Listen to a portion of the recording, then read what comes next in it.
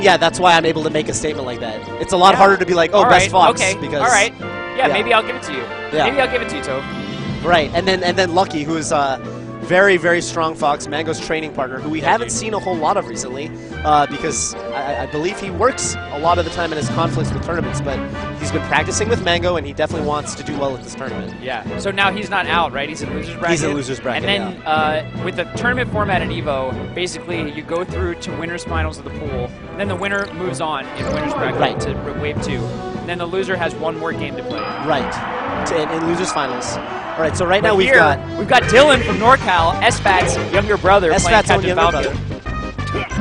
And I don't know who Ganondorf is.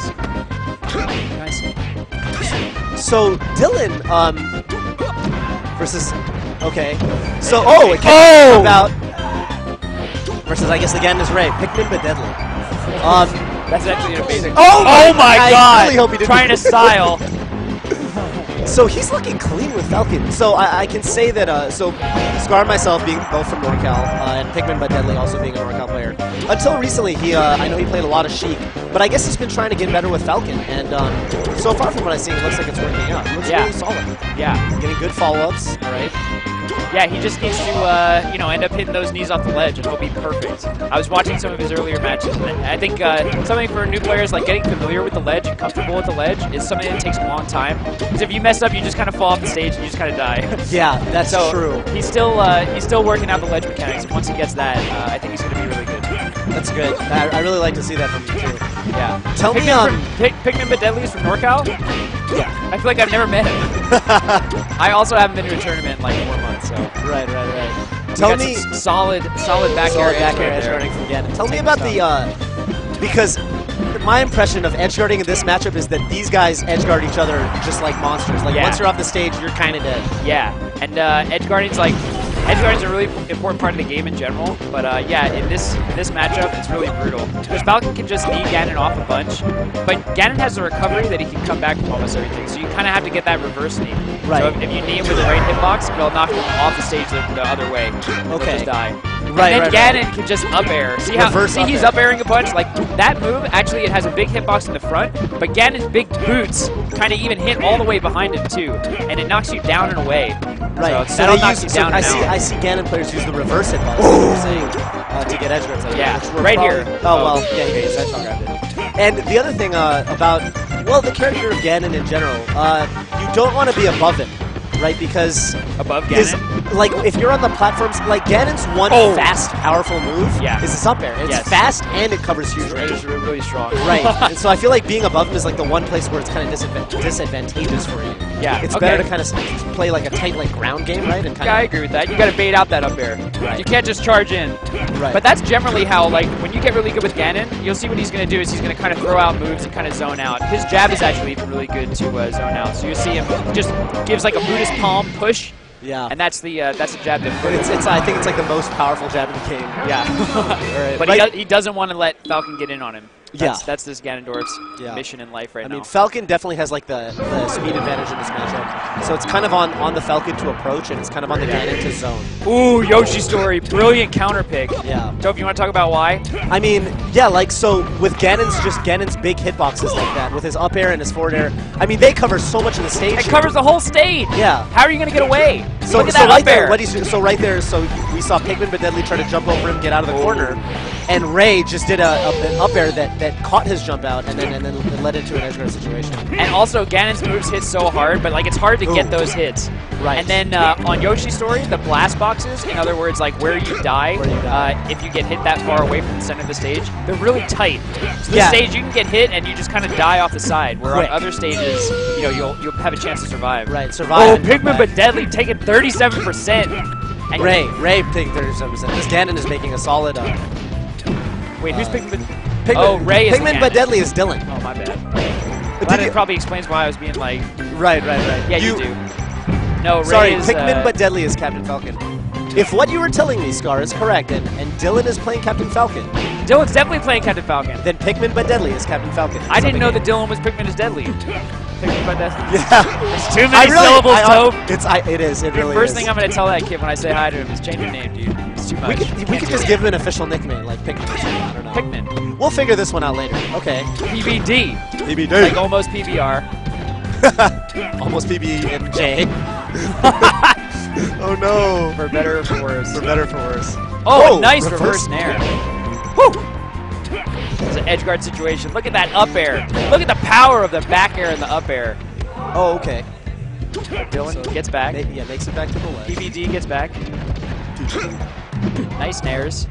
So these nairs, if you get, you know, when a player gets fast enough, they open up for a lot of really awesome combos. But you have to be really quick. You have to hit the move, you have to land on the ground, you have to cancel the lag.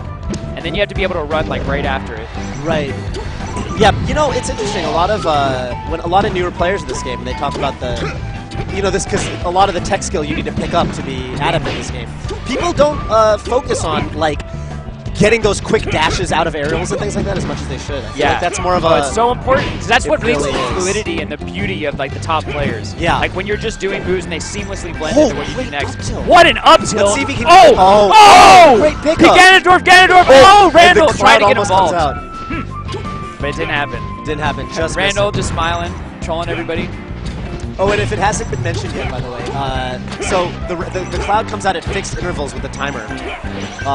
Okay, that'll end that game. But yeah, you can actually tell when the cloud is coming out by the by what's on the timer at the top. Dude, look at Ray. Look how lonely. Dylan's how- got all his buddies next to him. Where's, Ray is on an island of despair. An island of his. Ray where's is the this player young- on the right. Where's this young man from? I don't know, man. I feel like that's for EVO 2014. We'll start having national flags next to the flags. players' names. State flags, maybe. All right, maybe. We're international enough that we got Pokemon Stadium, a great counter pick. This is good because this. Go Yeah, tell ahead. me about it. Yeah. Pokemon Stadium is really good for Captain Falcon because Falcon wants to move around. Stadium is a stage that has, like, horizontally, it's really, really big. But then at the same time, the blast boxes are really small off the side and off the top. Right. So Falcon's one of those characters who, number one, wants to run around, but number two, wants to hit you with strong moves and just get a kill, as opposed to, like, you know, wearing you down and edge guarding you. So for both of those reasons, it's a very good counter pick. I wonder what Ganon would ban. Maybe FD? I was thinking. Oh, beautiful that was up air knee link. Up air to knee. You're gonna see that a lot from this Captain Falcon character. He wants to combo into that knee move. Oh, but two gigantic wizard fists Yeah. puts Captain Falcon off the side of the stage.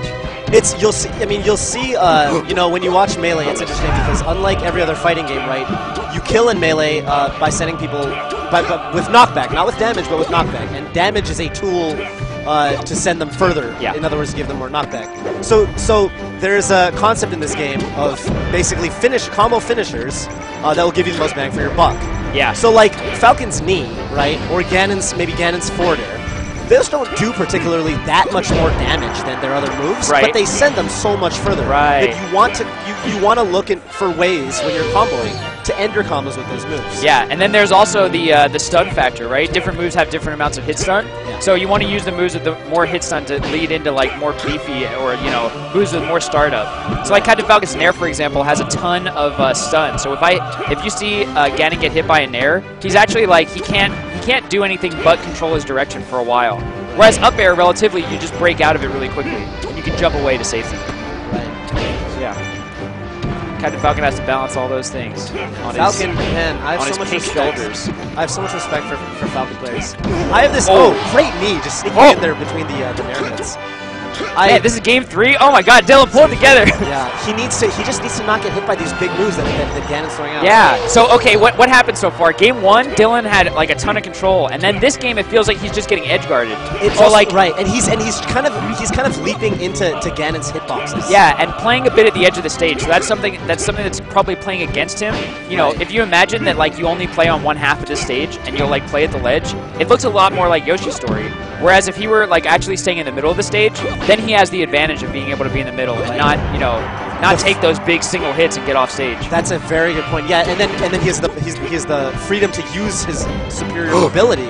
Oh, he instead of getting boxed in by Ganon's superior hitboxes. I feel like that's the dichotomy. It's kind of like Oh no! oh, and he misses. He missed the tech. Oh, but he he's recovers. back. Did you think he was making it? I thought that it was like a 10% chance. Oh my! Baits on the shield grab. Oh, a beautiful read on the tech in. Yeah, this Ganon. A great grab, and he misses the up throw. I remember one day Dark Rain, one of the gurus of Captain Falcon said, Falcon's back throw, best throw of the game. Very sarcastically. But yeah. Falcon just like throws him behind and kicks him away. It's like, I don't want to follow up. I don't no want thanks. to. Yeah. It doesn't even really. It even looks awkward. Like the animation. You think so? I think it looks pretty badass. Well, no, okay, it does look awkward because he just puts the guy against his foot, and then they kind of fly away through some pressure, you know? Right. Yeah. That's what. It's almost like an Iron Man thing where like he has the foot boosters, you know, and he like activates it, and he doesn't really kick them. Yeah. That's true. Oh, that was a big knee. That could have been what Potentially could have led into crazy combo. Yeah. Dylan definitely needs one big combo for her. Yeah. I see him fighting It out of can his be shield. done. Oh, the drop down up air. Okay. Beautiful. I think he wanted one more upper there. Oh, that big forward air. I think that might be it for our hero. Ray takes it. And the King of Darkness is going to go back to the, what's the Nibiru Tower or whatever? What's the tower? It's not Nibiru. I think it depends on the... I think Nibiru is the name of the Gerudo lady that Ganondorf liked that he imprisoned in a statue. Ocarina of Time. Yeah.